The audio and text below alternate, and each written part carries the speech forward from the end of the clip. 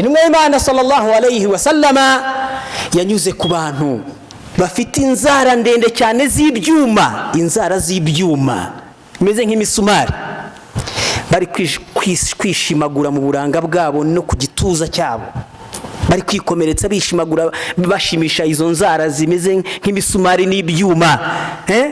Intumwa y'Imana barayisubiza bati ya Rasulullah, aba bantu bona bari muri iki gihano cyo kwishwatagura no kwishimagura bafite inzara zimeze kuriya, ngo ni babandi basebyaga abantu bakabatatira icyubahiro cyabo, bakabatesha icyubahiro cyabo. Bavandimwe b'Islam, eba nandi uburyo bwo gukwiza inkuru nk'izo, ibihuha, kubeshya, ibintu bishobora gutera ikibazo. Rero bavandimwe b'Islam, iyo discipline niyo ndangagaciro yo kumenya ngo ntago ikintu cyose kikugezeho ariko nawe forwardinga la ugomba kubanza ukamenya ngo ese iki ubundi nicyo, ukabanza ukabaza ukamenya n'uburemere bwacyo, ko hari ibyo wa forwardinga nawe ukazitwa ko uri gukurikiranwa n'amategeko, ko hari bimwe biba birimo ibyaha cyangwa birimo gusebanya cyangwa birimo gusebya abandi. Ibyo byose rero ni ikizira kumwemera Imana. Allahu akbar, Allahu akbar. Sharia TV, ishakiro ry'ubumenyi bw'idini ya Islam. Innal hamdalillah nahmaduhu wa nasta'inuhu wa nastaghfiruh wa na'udhu billahi min shururi anfusina wa sayyiati a'malina. Ashhadu an la ilaha illa Allah wahdahu la sharika lahu wa ashhadu anna Muhammadan abdullahi wa rasuluh.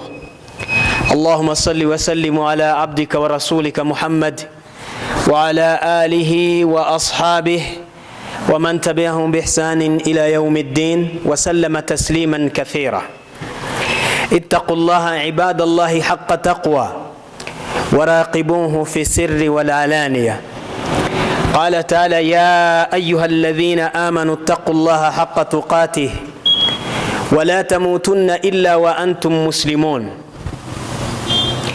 ishimwe ikuzo n'ibisingizo byiza kandi byuzuye bikwiye Allah subhanahu wa ta'ala, we watuyoboye idini y'Ubuislamu, akaba ari impuhwe n'ingabire ze kubera tugize abayisilamu, tukaba turi mu bakurikiye uyu murongo utunganye, ariyo nzira, ariwo murongo, ariwo muyoboro Allah subhanahu wa ta'ala yahitiyemo abatuye isi. Ndahamya kandi ko Muhammad sallallahu alayhi wa sallam ari intumwa y'Imana akaba n'umugaragu wayo. Bana nyagasani hundagaza amahoro yawe n'imigisha byawe ku ntumwa y'Imana Muhammad sallallahu alayhi wa sallam. Ayyuhal muslimun, usikum wa usi nafsi bitaqwa Allah, laqad faza almuttaquna at-ta'i'un, wa uhadhdhirukum min ma'siyati Allah fa inna 'adhabahu lashadid. Bavandimwe b'Islamu kazi, mbanje kubagira inama, nanjye nihereyeho inama yo gutinya Imana, dukora ibyo yadutegetse, kuko iyo niyo mpamba izadushoboza kurokoka ibihano byo ku munsi w'imperuka. Kandi nkabagira inama nanone yo kwirinda ibyo ari byo byose Allah subhanahu wa ta'ala yatubujije, kubera yuko ibihano by'Imana birahambaye kandi birakomeye. Khutbatuna al-yawm عن خطر اللسان وعواقب إطلاقه. muri minota mikeya tugiye kuganira no kwibukiranya ku ngaruka zo gukoresha nabi ururimi rwacu. Ururimi ni ingabire. inna lisana ni'matun 'azima به نذكر الله ونسبحه ونتلو كتابه. Bavandimwe b'Islam, ururimi ni ingabire ikomeye cyane Imana yaruduhaye, nirwo rudufasha kuvuga ibyiza, gusoma Quran, gusingiza Imana n'ibindi bikorwa byiza bitandukanye. Byose ururimi ni igikoresho cyiza kidufasha gukora ibyiza no kuvuga ibyiza. Ururimi nirwo dukoresha dusoma Quran. Iyo umuntu ari guhuza abantu abunga, abakoresha ururimi. Ubungubu ibyo ndi kuvuga byo kwibutsa, ndi gukoresha ururimi. N'ibindi byiza byubaka abantu mu mibereho ya buri munsi, hose dukoresha ururimi. Ariko nanone nubwo ururimi ari ingabire ikomeye dukoresha byinshi, gusoma Qur'ani, gusingiza Imana n'ibindi byose, ariko nanone ni ikigeragezo gikomeye.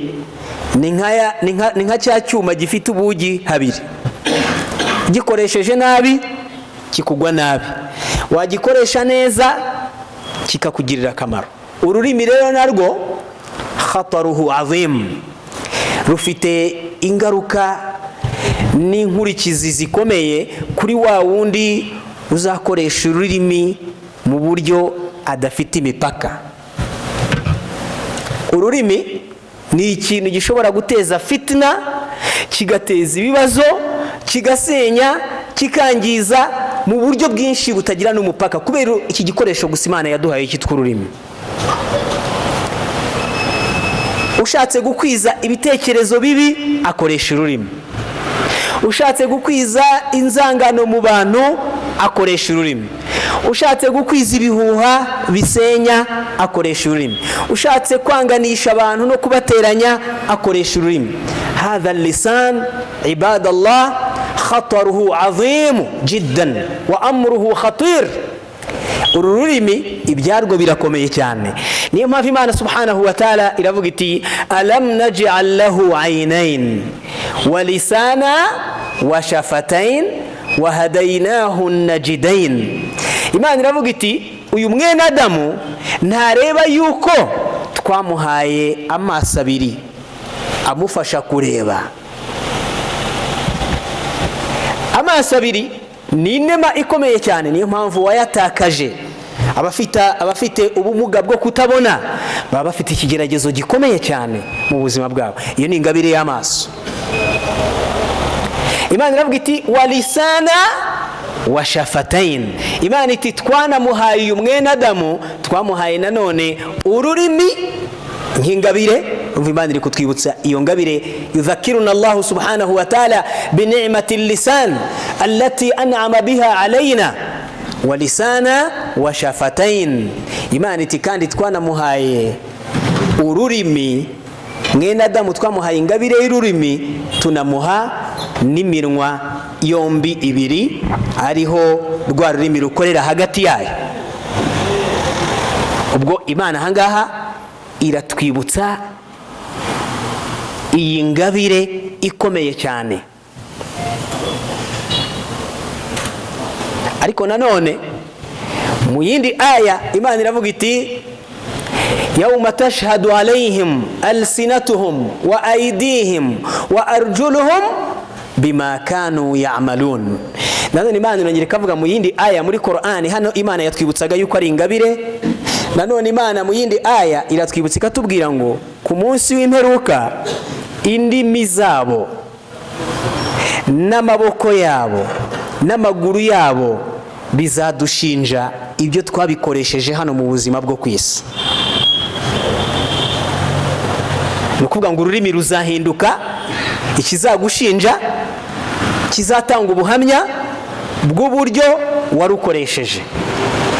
Bavandimwe b'Islam, ururimi ugiye kureba neza, ururimi ruyobora ibindi bice by'umubiri.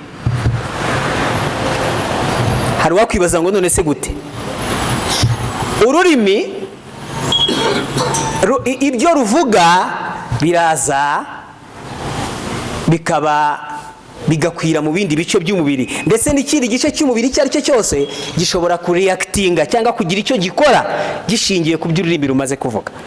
Ni ukuvuga ngo umuntu ashobora gutuka umuntu, ubwo batonganye barakaranyije, ubwo iyo ari kuvuga nabi aba ari kubwira ukuboko kureactinga, gushobora kumukubita, gushobora kurwana, mu gihe ururimi rwaba rwavuze ibibi n'ibindi bice biba byiteguye yuko biri bukore hashingiye ku by'ururimi ruri kuvuga.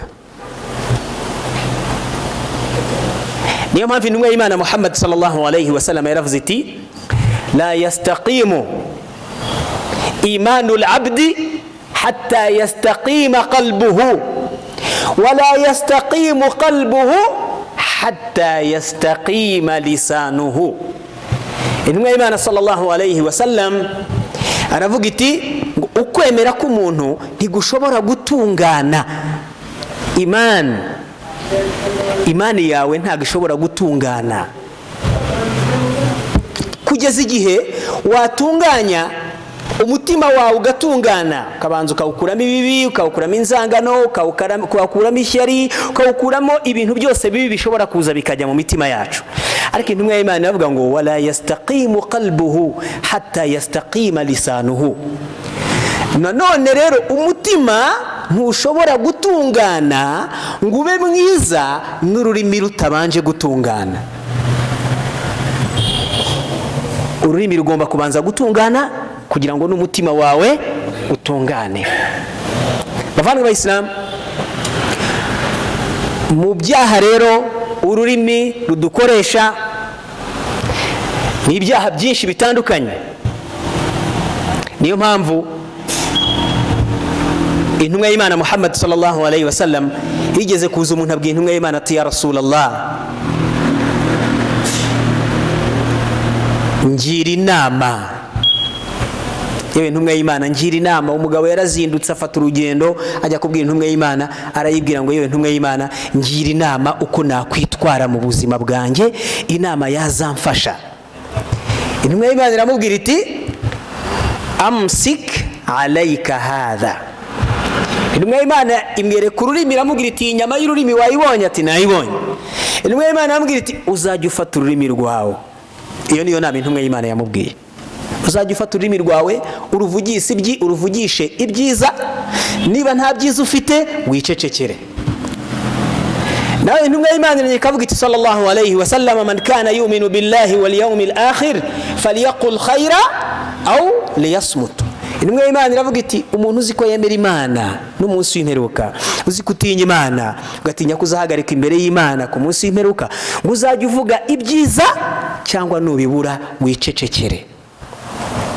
Umwe mu basahaba b'intumwa y'Imana sallallahu alayhi wa sallam witwa Abdullah ibn Mas'ud radiyallahu anhu kana yaqulu li nafsihi wa li lisanihi ya lisan qul khayran taghnam waskutu an sharrin taslam qabla an tandam.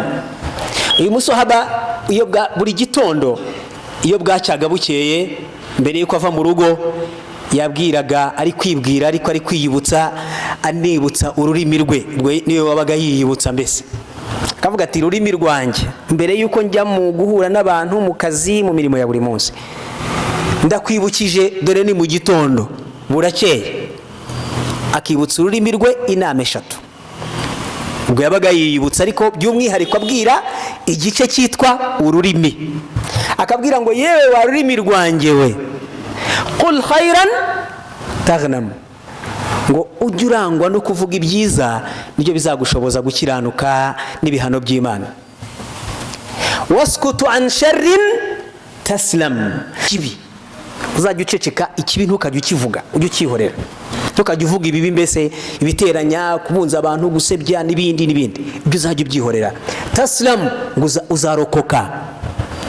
Qabla an tandam, akarwibutsa akanubwira ngo icya 3 nkibukije ibyo ngibyo, ugira ngo no kuvuga ibyiza, urangwe no kutavuga ibibi, ururimi rwawe urufate, ngo ibyo bizatuma utazagira ukwicuza ku munsi w'imperuka, mu gihe uzabona ingorane n'ibihano by'ingaruka ururimi rwacu rwatuzaniye, n'imitwaro n'imizigo bizatwikoreza ku munsi w'imperuka. Bavandimwe b'Abayisilamu, impamvu intumwa y'Imana sallallahu alayhi wa sallam yabwiye uriya muntu, iramubwira ngo uzafata ururimi rwawe uzarokoka, uzakiranuka. Mutekereze, ururimi ni inyama yigenga, niko bavuga. Ururimi ni inyama yigenga.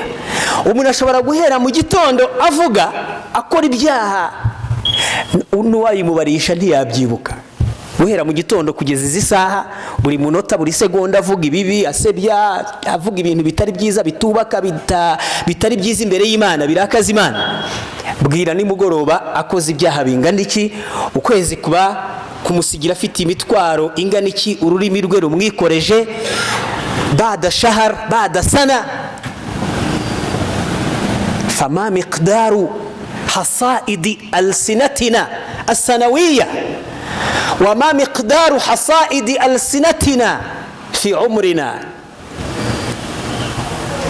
ولذلك يقول النبي صلى الله عليه وسلم لما سئل عن خطر اللسان أو إنا لمؤاخذون بما نقول يا رسول الله. abasahaba b'intumwa y'Imana sallallahu alaihi wasallam bari abigishwa be bari abasangira ngendo babaga bari hafi ye baje gutekereza, umwe aravuga ati ya Rasulullah, iyo dutekereje ururimi ko tubona ari igikoresho kizatuzanira ibibazo, bagira amatsiko yo kuza kubaza intumwa y'Imana. Baramubaza bati yewe ntumwa y'Imana, ese koko tuzabazwa ibintu byose binyura ku rurimi rwacu? Intumwa y'Imana yabwira iti wa hal yukabbu nasu fi nari ala manakhirihim illa hasaidu alsinatihim. Intumwa y'Imana irababwira ngo ese ngo mwagize ngo hari ikindi kizajyana abantu mu muriro ku munsi w'imperuka uretse umusaruro n'imitwaro bazaniwe n'indimi zabo? Bavandimwe b'Islam, ururimi rero ni igikoresho cyiza ariko ni n'igikoresho gikomeye cyane. Mu byo ururimi rudukoresha urutonde ni rwinshi: inzangano, gusebanya, kubeshya, guteranya, ibyo byose ni ibintu ururimi rudukoresha. Ariko reka dufatemo kimwe gusa muri za ngaruka cyangwa ya mikoreshereze y'ururimi rwacu mu byo rutuzanira. Reka tuvuge icyitwa gusebanya, kimwe gusa. Ubwo icyo ni kimwe mu byo ururimi rudukoresha, mu makosa rutwikoreza iyo turukoresheje nabi.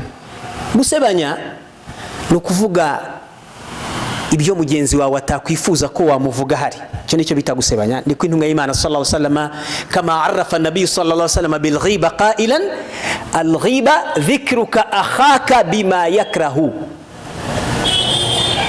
فقيل للنبي صلى الله عليه وسلم يا رسول الله أفرأيت إن كان في أخي ما أقول؟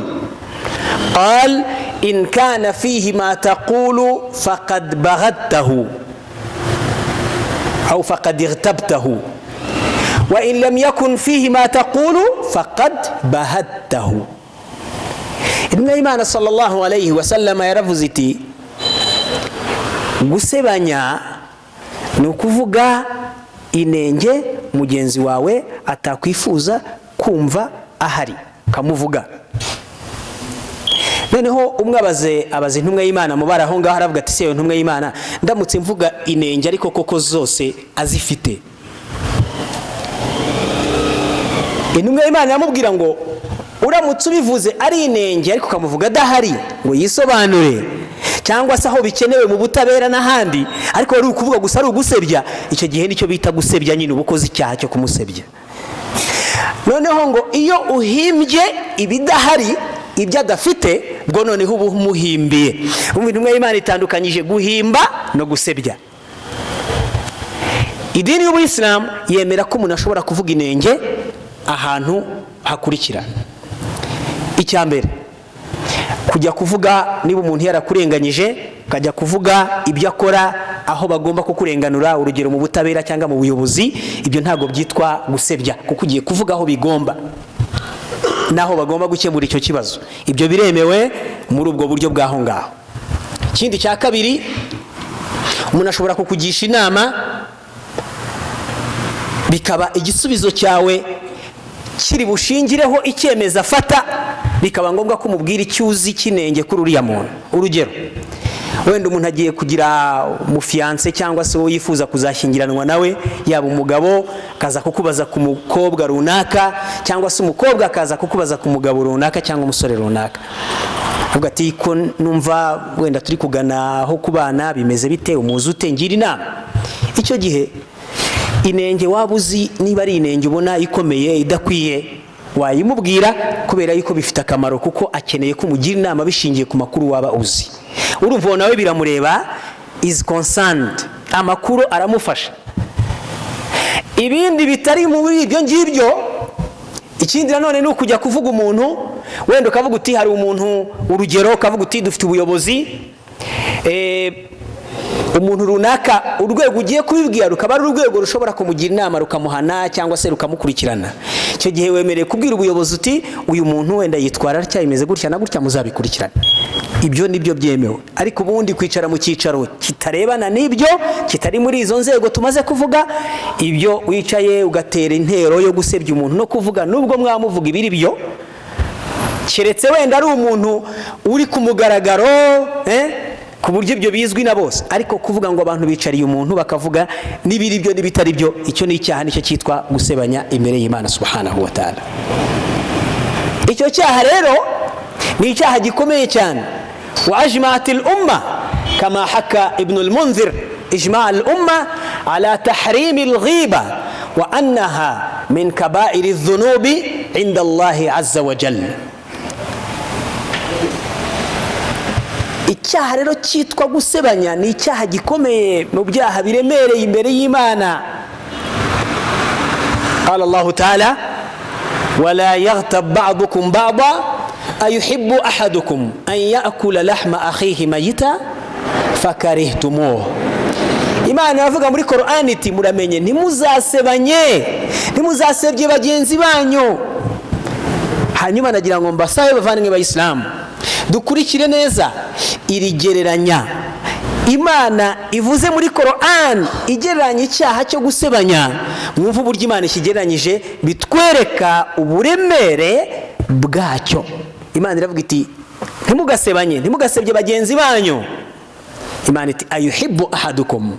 Imana iratubaza nk'abemera Imana iti ese umwe muri mwebwe ayakula lahma akhihi mayita, muri mwebwe hari umuntu wakwemera gufata umubiri wa mugenzi wapfuye ngo amurye inyama ayikateho ayirye mugenzi we yapfuye? Iyo ni aya yo muri Qur'an.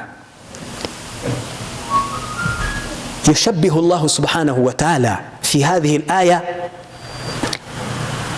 الغيبة بأكل لحم أخيك الميت.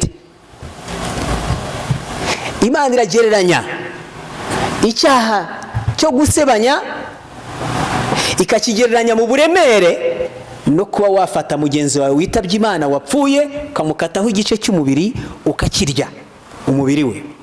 Imana iravuga ngo hari umuntu wakwemera kurya inyama ya mugenzi we yo ku mubiri wa mugenzi we yapfuye. Imana itifakarihtumu. Imana iravuga iti ibyo ntago mwabyemera, nta nubwo mwabyishimira. Imana ishavuga ngo nkuko rero mutinya icyo mukamwumva gitinyitse, niko mugomba no gutinya icyo gusebanya. Niyo mpamvu laqad marra as-sahabi al-jalil Abdullah ibn Amr ibn al-As رضي الله عنه على بغل ميت فقال لأن يأكل الرجل من هذا فيملأ به بطنه خير له من أن يغتاب أخاه فيأكل لحمه أو كما قال رضي الله عنه. Musaba bita Abdullah ibn Amr ibn al-As Imana imwishimire yigeze kunyura ku ndogobe, indogobe yapfuye ayinyuraho aravuga ati murabona iyi ndogobe ukuntu yapfuye uburyo iri gutuma isazi. Abwira abantu bari kumwe arababwira ati kuba umuntu yarya inyama y'iyi ndogobe akayuzuza inda ye ngo nibyo byoroshye kurusha kuba yasebya mugenzi we. Nibyo byoroshye kurusha kuba yasebya mugenzi we. Bavandimwe b'Abayisilamu, intumwa y'Imana Muhammad sallallahu alayhi wa sallama yatweretse uburemere bw'icyaha cyo gusebanya. Ni icyaha kidasubirwaho, ni icyaha kirakaza Imana. Umwemeramana wese agomba gukoresha neza ururimi rwe, tukarukoresha mu byubaka, mu byiza bifasha, bitwubaka mu kwemera kwacu, byubaka neza mu mibereho y'abantu, bikwiza neza. Ariko gusebya, guhimba ururimi, Imana yatubwiye ko mu ndangagaciro ziranga abemeramana harimo gukoresha neza ururimi no kurubyaza umusaruro mu byiza. Hanyuma igice cyo kuba ari ikigeragezo nacyo tukagizirikana, tugakoresha indimi zacu mu byiza. A'udhu billahi minash shaitanir rajim. Bismillahir rahmanir rahim. Wal 'asri innal insana lafi khusr illa alladhina amanu wa 'amilus salihati وتواصوا بالحق وتواصوا بالصبر فاستغفروا الله يغفر لكم إنه هو الغفور الرحيم. الحمد لله رب العالمين الذي أنعم علينا بنعمة اللسان وابتلانا وافتتننا بفتنة اللسان. أشهد أن لا إله إلا الله وأشهد أن محمدا عبد الله ورسوله. اللهم صل وسلم على عبدك ورسولك محمد وعلى آله وصحبه ومن تبعهم بإحسان إلى يوم الدين وبعد. bavandimwe b'Islam, dusoza ibyo twavugaga byari ururimi rusanzwe. Ubu rero haje izindi ndimi zirenze ku rurimi rwacu, ariko nazo zikaba ari ibikoresho tunyuzamo ibivuye mu ndimi zacu. Ndashaka kuvuga ibirebana n'iri tumanaho n'iterambere n'ikoranabuhanga, social media, aho ubundi kera umuntu yashobora kuba yasebya umuntu cyangwa akavuga ikibi ariko akakivuga mu cyicaro gitoya, ndetse na impact cyangwa se n'ingaruka zacyo kikaba gitoya kuko kiba kiri limited, kiba kiri ahantu hatoya kitarenga. Ubu rero noneho twagize ibindi bikoresho bigamije gukwiza amakuru no kuyageza ku isi yose. Ubwo bisobanuye ngo ryasebanya ryari hagati mu bantu 3, 4, 5, noneho risigaye rikwira rikajya ku isi mu migabane yose yo ku isi mu minota mikeya. Ibyo rero byo khataruhu a'zam, ibyo ngibyo noneho ingaruka zabyo urumva zirakomeye cyane, n'uburemere bwabyo birakomeye cyane. Niyo mpamvu bavandimwe b'Islam, iyo ugiye kureba neza uburyo dukoresha imbuga nkoranyambaga, dukoresha nabi aya mahirwe Imana yaduhaye. Nanone ibyiza kuba byagera kure ni byiza, icyo ni igikoresho cyiza, ni ubuhanga abantu bagenda bavumbura, ni ubwenge bufasha abantu gukwiza ibyiza, kugera hafi. Yewe no muri dawa turabikoresha, no mu bikorwa bindi byiza byose, ibwo ni mu buryo bwiza. Ariko nanone n'ikigeragezo mu bundi buryo nk'uko twabivuze ku rurimi. Ubwo rero usigaye ubona umuntu muri iyi minsi, umugabo n'umugore baratongana, umwe agahita ajya muri social media n'undi akajya muri social media. Ubwo ujya kuvuga aragenda ajye kwisobanura, ajye kwigira mwiza, agaragaze ko we nta kibazo gifite mugenzi we, avuga ibitavugwa n'ibivugwa, aturaho ngaho. Ubwo ni uburyo bumwe dukoresha nabi izo social media. Nanone mu bundi buryo bubi dukoreshamo social media, tugomba kumenya ngo hari uburyo bwo gushaka n'ubucuruzi n'inyungu z'amafaranga mu gukwiza ibihuha bimwe byitwa ngo byacitse, abandi basigaye bakoresha ivuga ngo hahiye twatwitse, no gutwika. Kubera yuko buriya izo bita za views, izo ntambara hari ababa batazi ko zihari. Ni ukuvuga views bisobanuye iki? Bari abashinze biriya bitangazamakuru cyangwa se ziriya za social media, za YouTube n'ibindi, inkuru iyo zirebwe n'abantu runaka, abo bashinze za YouTube n'izindi mbuga bo barahembwa bakishyurwa bitewe n'imibare runaka y'abantu barebye ibyo banditse. Hanyuma bamaze kuvuga ngo inkuru y'ibyiza n'ibisanzwe ngo abantu ntago izo bazireba, ntago biba byacitse, ahubwo byacitse nibyo bigira abafana babireba. Ubwo rero ni mpamvu uzasanga umuntu yandika umutwe w'inkuru, akandika ibintu, ariko wajya imbere muri content nta kintu kirimo, nta n'ikinahuye n'iyo mutwe w'inkuru yanditse. Kubera iki?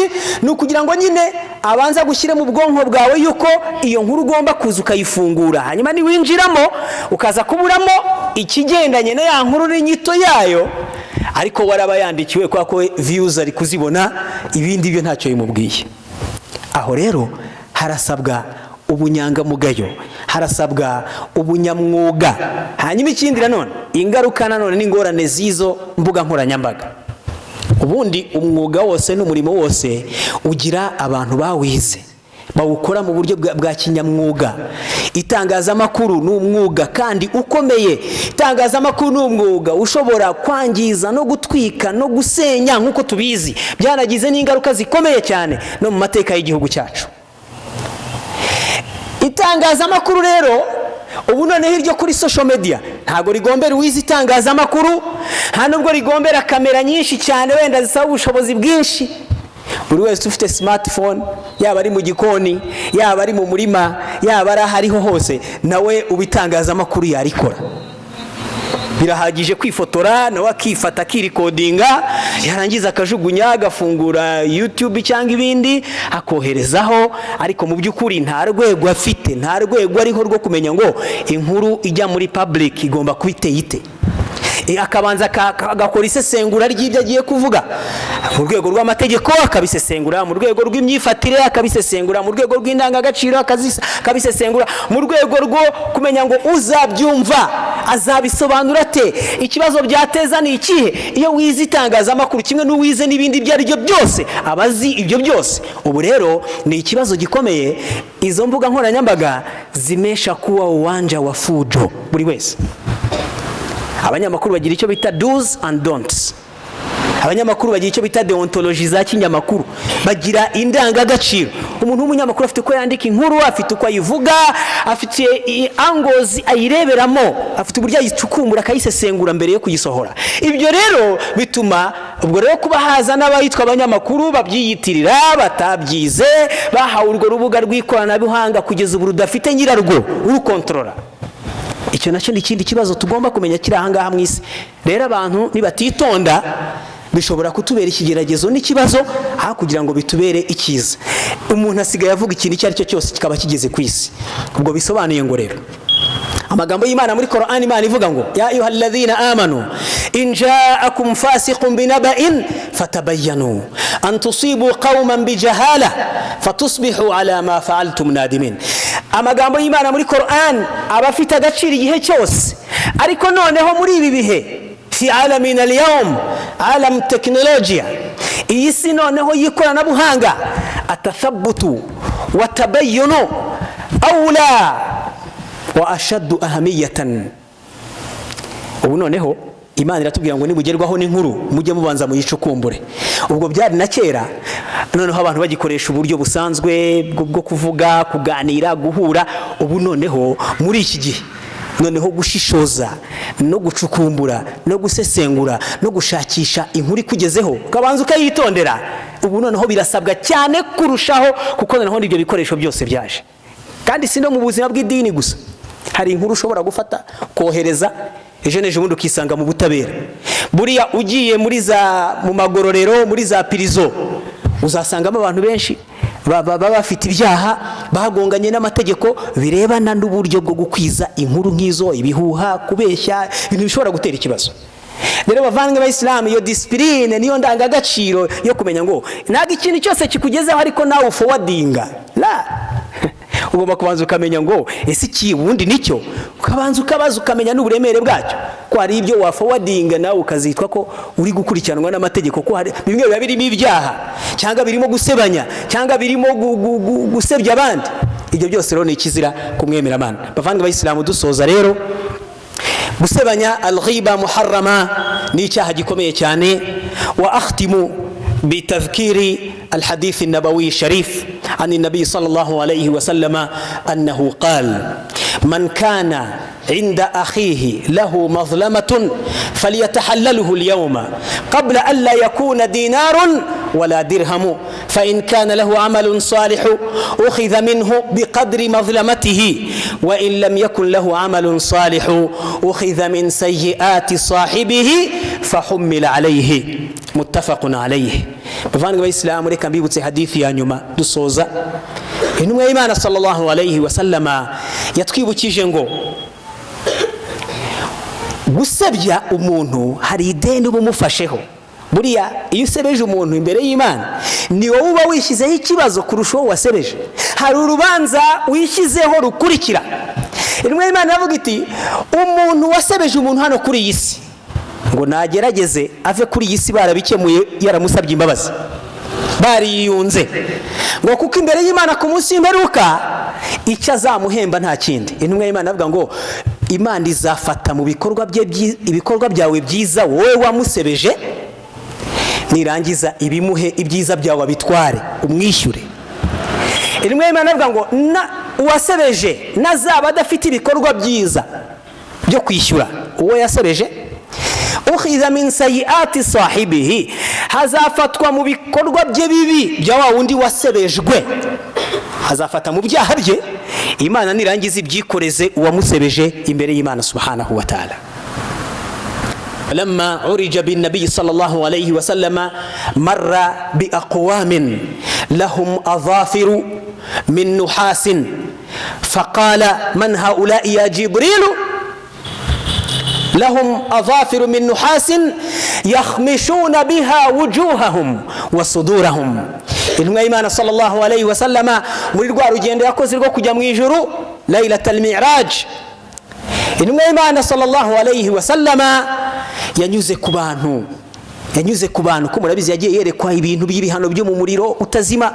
Intumwa y'Imana yabonye abantu lahum adhafiru min nuhasin, bafite inzara ndende cyane z'ibyuma, inzara z'ibyuma imeze nk'imisumari, bari kwishimagura mu buranga bwabo no ku gituza cyabo, bari kwikomeretsa bishimagura bashimisha izo nzara zimeze nk'imisumari n'ibyuma, bari kwishima cyane, birumvikana bikomeretsa.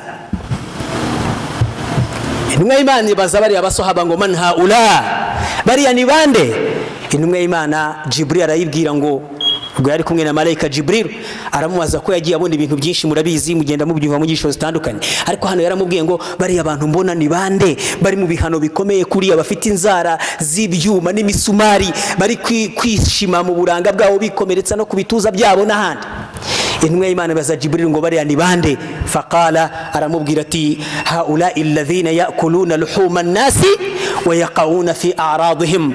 Intumwa y'Imana barayisubiza bati ya Rasulullah, aba bantu bona bari muri iki gihano cyo kwishwatagura no kwishimagura bafite inzara zimeze kuriya, ngo ni babandi basebyaga abantu bakabatatira icyubahiro cyabo, bakabatesha icyubahiro cyabo. Bavandimwe b'Islam, ittaqullah wahfadhu alsinatakum taslamu.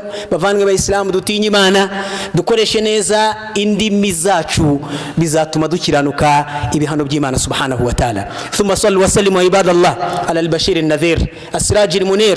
laqad amarakum Allah bidhalika faqal inna Allah wa malaikatahu yusalluna ala an-nabi ya ayyuhalladhina amanu sallu alayhi wa sallimu تسليما. اللهم صل على محمد وعلى آل محمد كما صليت على إبراهيم وعلى آل إبراهيم، وبارك على محمد وعلى آل محمد كما باركت على إبراهيم وعلى آل إبراهيم في العالمين إنك حميد مجيد. وارض اللهم عن الخلفاء الراشدين الذين قضوا بالحق وبه كانوا يعدلون، أبي بكر وعمر وعثمان وعلي، وعن سائر أصحاب نبيك الكريم وتابعين لهم ومن تبعهم بإحسان إلى يوم الدين. اللهم أعز الإسلام والمسلمين وأذل الشرك والمشركين وانصر عبادك الموحدين. ربنا آتنا في الدنيا حسنة وفي الآخرة حسنة وقنا عذاب النار. اللهم انصر إخواننا المسلمين المستضعفين في فلسطين والمستضعفين في كل مكان في مشارق الأرض ومغاربها برحمتك يا أرحم الراحمين. ربنا آتنا في الدنيا حسنة وفي الآخرة حسنة وقنا عذاب النار. اللهم اغفر لنا ولوالدينا والمؤمنين والمؤمنات والمسلمين والمسلمات الأحياء منهم والأموات برحمتك يا أرحم الراحمين. وصلى الله تعالى على نبينا محمد وعلى آله وصحبه والحمد لله رب العالمين. وأقم الصلاة.